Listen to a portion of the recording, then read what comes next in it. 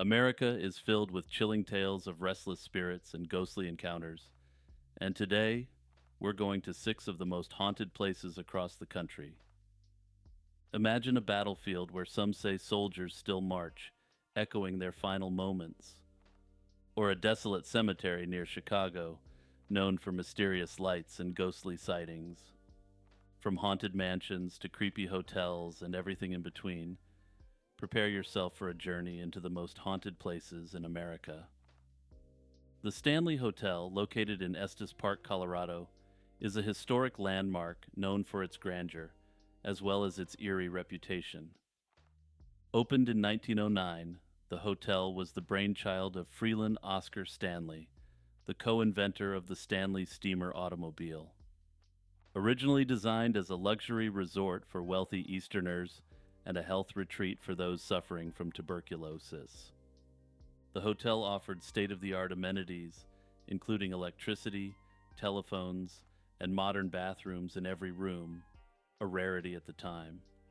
The hotel's connection to the supernatural is deeply intertwined with its history. One of the most famous stories involves Room 217. In 1911, a gas leak caused an explosion in this room, throwing chambermaid Elizabeth Wilson into the air. Miraculously, she survived and continued working at the hotel until her retirement. Today, guests who stay in room 217 report odd occurrences, such as their belongings being mysteriously rearranged, and some claim to have seen Wilson's ghost. The hotel's most famous brush with horror came in 1974, when author Stephen King stayed there with his wife Tabitha. The hotel was nearly deserted as it was closing for the season, and the eerie atmosphere left a profound impact on King. That night, he had a vivid nightmare about his son being chased by a possessed fire hose down the long, empty corridors of the hotel. This dream inspired his novel, The Shining, which turned the Stanley Hotel into a cultural icon. The Stanley Hotel's haunted reputation is supported by other reports of paranormal activity. The fourth floor, which used to house female employees and children, is often cited as a hot spot for ghostly encounters. Guests have reported hearing phantom footsteps and children's laughter echoing through the halls, despite the floor being empty. Additionally, the hotel's concert hall is rumored to be haunted by the ghost of Flora Stanley, Freeland Stanley's wife, who was known to play the piano in life, and some say she still does. Aside from its spooky tales, the hotel has played a significant role in local history. It survived periods of decline, particularly in the 1970s when it was nearly demolished. The resurgence of interest following Stephen King's visit and the subsequent publication of The Shining helped restore the hotel to its former glory. Gettysburg's reputation as one of the most haunted places in the United States is deeply tied to the bloodshed of the Civil War. The Battle of Gettysburg, which occurred over 3 days in July 1863, was the conflict's deadliest, with over 50,000 casualties. This immense loss of life has led many to believe the area is haunted by the spirits of those who perished there. Across the battlefield and in various historical sites, people have reported ghostly encounters that seem to keep the past alive. Devil's Den is one of the most notorious spots in Gettysburg. This rocky formation witnessed intense fighting during the battle, and some say the spirits of fallen soldiers linger. Visitors have described seeing ghostly soldiers appearing and disappearing among the boulders, and many hear inexplicable cannon fire and the screams of men. One eerie phenomenon noted is that cameras often malfunction in this area, as if the energies present interfere with technology. The impressions of bodies and the echo of voices create an atmosphere that feels perpetually alive with the echoes of 1863. Nearby, the triangular field is another hotspot for paranormal activity. Confederate sharpshooters took positions here during the battle, and many died. Modern visitors claim to have seen their apparitions moving stealthily through the field, apparently in an attempt to get to the position they held during their last moments. The ghostly cries of soldiers and distant drum beats are frequent occurrences, adding to the unsettling ambiance. On numerous occasions, visitors have felt cold chills or an unseen presence passing by. The hauntings extend beyond the battlefield. The Jenny Wade House is another famous location. Jenny Wade, the only civilian casualty of the battle, was killed while baking bread for Union soldiers. Her death occurred when a stray bullet penetrated two doors and struck her in the back. Today, her home serves as a museum, and many visitors claim to feel Jenny's presence at the property. Some have reported hearing footsteps, doors opening and closing on their own, or even catching glimpses of her shadow moving through the house. Satch's covered bridge, built before the battle, is another eerie site associated with the battle. Legend has it that 3 Confederate soldiers were hanged from its rafters after being caught trying to desert. Today, people report seeing ghostly figures in the area surrounding the bridge.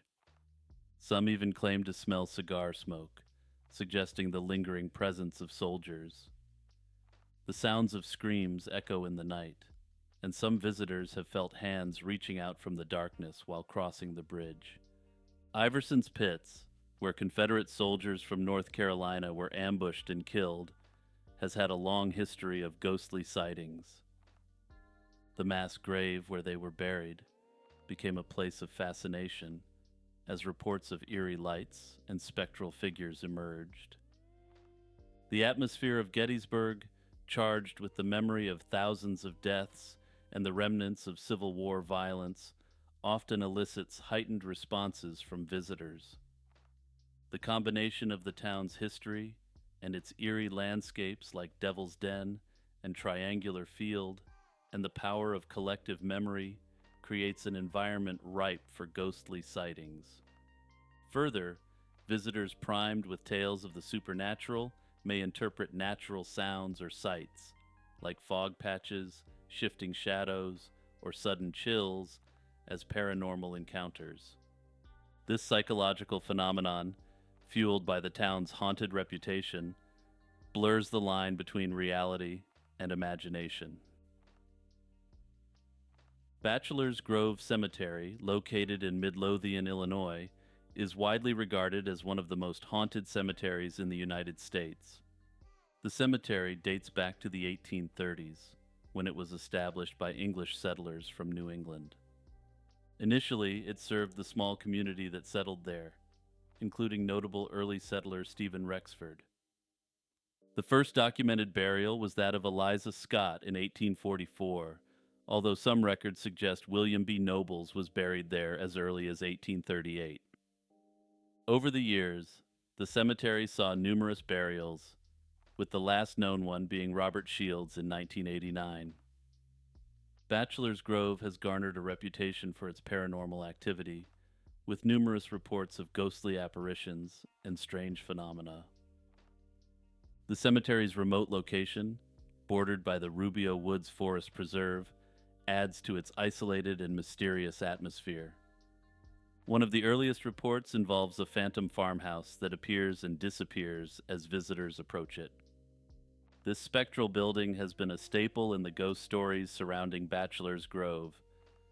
Among the most famous is the Madonna of Bachelors Grove, or the White Lady, often seen carrying an infant or wandering the cemetery aimlessly. This apparition gained significant attention after a photograph taken in 1991 by the Ghost Research Society appeared to capture her image sitting on a stone. Another common sighting is the ghost of a farmer and his horse, believed to have drowned in a nearby pond in the 1870s. Visitors have reported seeing the farmer and his plow emerging from the water, only to vanish moments later. Numerous theories attempt to explain the hauntings at Bachelors Grove. Some suggest that the cemetery is located on ley lines, which are believed to be paths of spiritual energy. Others attribute the activity to the desecration and vandalism that occurred during the 1960s and 1970s, when the cemetery became a hotspot for occult rituals and teenage gatherings. The combination of these factors might have contributed to the heightened paranormal activity reported there. Visitors have shared a variety of personal experiences at Bachelors Grove. Some describe peaceful encounters, such as seeing glowing orbs or feeling a sense of calm. Others recount more unsettling experiences, including verbal interactions with spirits or seeing ghostly figures that vanish upon approach.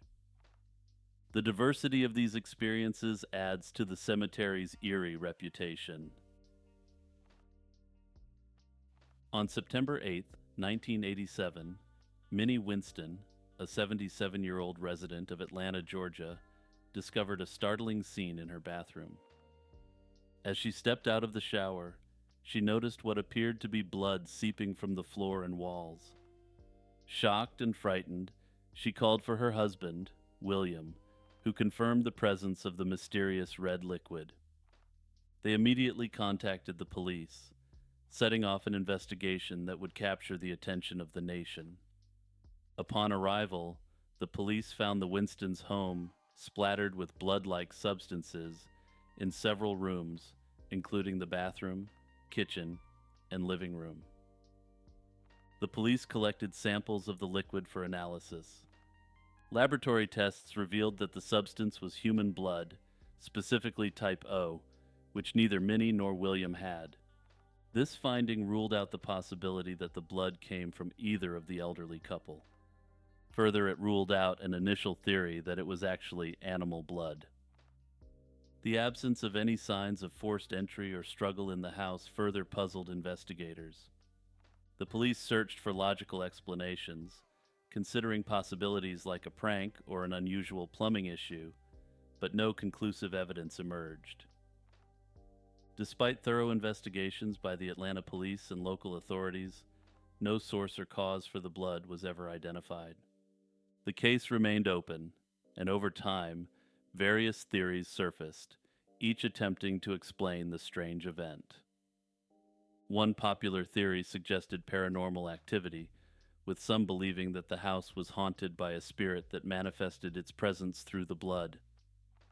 This idea was fueled by the fact that the Winstons reported no previous unusual occurrences in their home before that night. Another theory proposed that the blood might have come from an unknown third party who somehow entered the house without detection. However, the lack of any physical evidence supporting this theory made it less plausible. Some speculated that the blood could have been part of a bizarre hoax, but the Winstons were described as a quiet, respectable couple with no known enemies or reason to stage such an elaborate ruse. Notably, the police seemed to prefer this theory, though I suspect this may have been because the case was just so unusual. In favor of this theory, investigators observed that the Winstons' daughter worked in a hospital. The media coverage of the Atlanta Bloodhouse incident brought widespread attention to the Winstons' plight. News outlets across the country reported on the mysterious case, drawing public fascination and sparking debates about the possible explanations. Despite the intense scrutiny, no new leads or information came to light, and the case gradually faded from the headlines. Minnie Winston lived in the house until her passing in 2015 at the age of 104. After the bizarre incident, the Winstons managed to continue their lives with relative normalcy, despite the media frenzy and public curiosity that surrounded them in the immediate aftermath. The house itself has seen no further reports of unusual activity, and the subsequent residents have reportedly not experienced anything out of the ordinary. The event has largely faded with no new developments or explanations emerging over the years. The case remains officially unsolved, and the property is now just another residence in Atlanta, albeit with a peculiar and potentially haunted history attached. The Winchester Mystery House, a sprawling architectural marvel in San Jose, California, is famed for its strange construction and haunting legacy. This 160-room mansion was the brainchild of Sarah Winchester, widow of William Wirt Winchester, treasurer of the Winchester Repeating Arms Company. After inheriting a vast fortune following her husband's death in 1881, Sarah embarked on a continuous construction project that would consume the last 38 years of her life. The origins of the house date back to 1884, when Sarah purchased an 8-room farmhouse in California's Santa Clara Valley. Driven by either the advice of a psychic or her own whims, she transformed this somewhat modest start into a labyrinthine mansion without the help of an architect. This resulted in a structure with doors that lead to brick walls and staircases that go nowhere, amongst numerous other oddities. The house features numerous innovations and luxuries rare for its time, including multiple kitchens, indoor plumbing, and a sophisticated gas lighting system. And I mean that in a literal sense, though the unusual nature of the house also means that it is probably, figuratively, gaslighting everyone who enters it as well. Among its more curious aspects are the staircases leading directly into ceilings and windows that open into other rooms, all built under Sarah's meticulous direction. Much of the lore surrounding the Winchester Mystery House stems from Sarah's belief that she was haunted by the spirits of those killed by Winchester rifles. Urban legends indicate that Sarah would conduct seances on a nightly basis in an attempt to commune with these vengeful spirits. However, it is unclear if this was actually the case.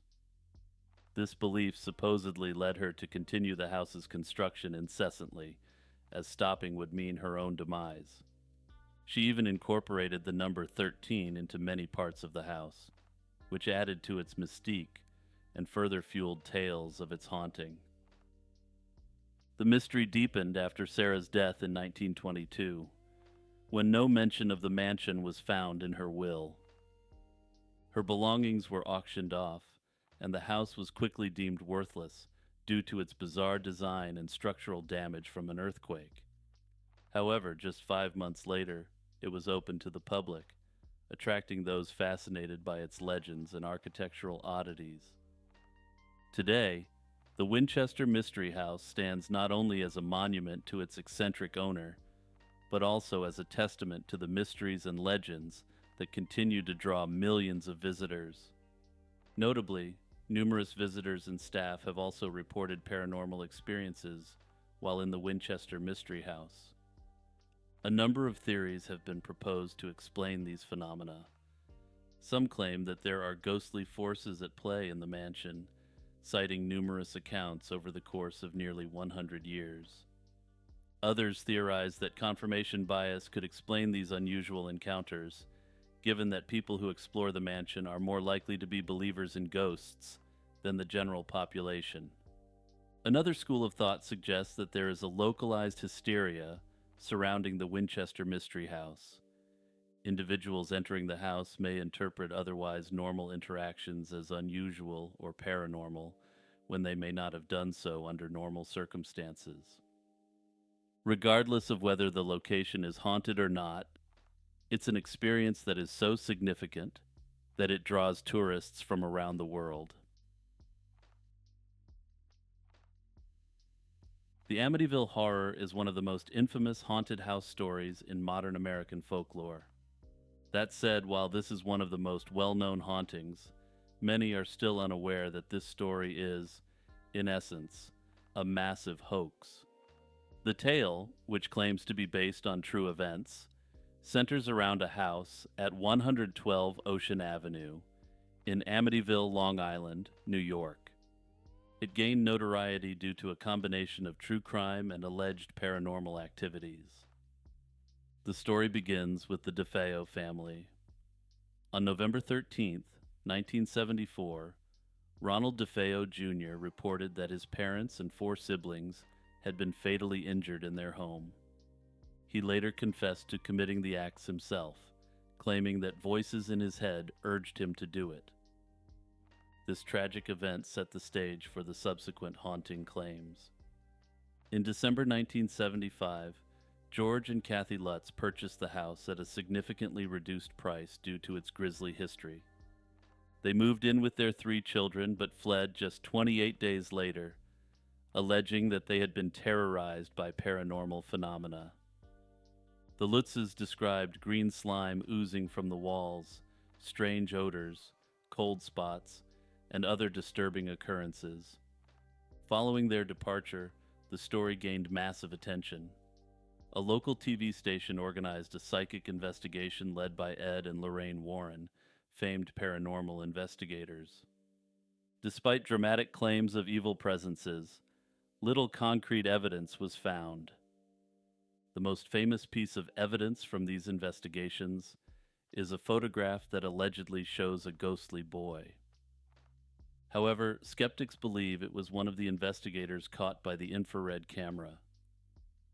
Jay Anson's book, The Amityville Horror: A True Story, published in 1977, claimed to be based on the Lutz's experiences. It quickly became a bestseller and was adapted into a successful horror film in 1979. The book and movie exaggerated and dramatized the Lutz's claims, solidifying the story's place in popular culture. Skeptics have long questioned the validity of the Lutz's story. Further doubt was cast when William Weber, Ronald DeFeo Jr.'s lawyer, admitted that he, along with the Lutzes, fabricated the story to gain publicity and money. Another layer of the story involves George Lutz's alleged dabbling in the occult, which his stepson Christopher Lutz believes contributed to the family's experiences. Christopher has accused George of embellishing the story for profit, suggesting that some of the hauntings were influenced by his occult practices. Despite being widely considered to be debunked, the Amityville horror story continues to have a significant following of true believers. Remember to check out my other videos if you like this one. My content covers topics from unsolved mysteries to true crime, to the occult, to religious beliefs, and more. If you like this video, please do me a huge favor and click like and subscribe, and also click the share button and send it to anyone who you think may enjoy it. Shout out to my patrons Iced Mocha, Kurt the Squirt, Monoxide Wendigo, Jeffer Metcalf, Z-Volts, Courtney Hammett, Out of Gray's Mind, Cap, Dionysus, Silba Rose, Franz Tech, Unknown Delusions, Faye, Jack Russell, Boomslang, Spookiest Becky, Vespertine, Metanova, Will Roan, Crab Nebula, and Blasphemous.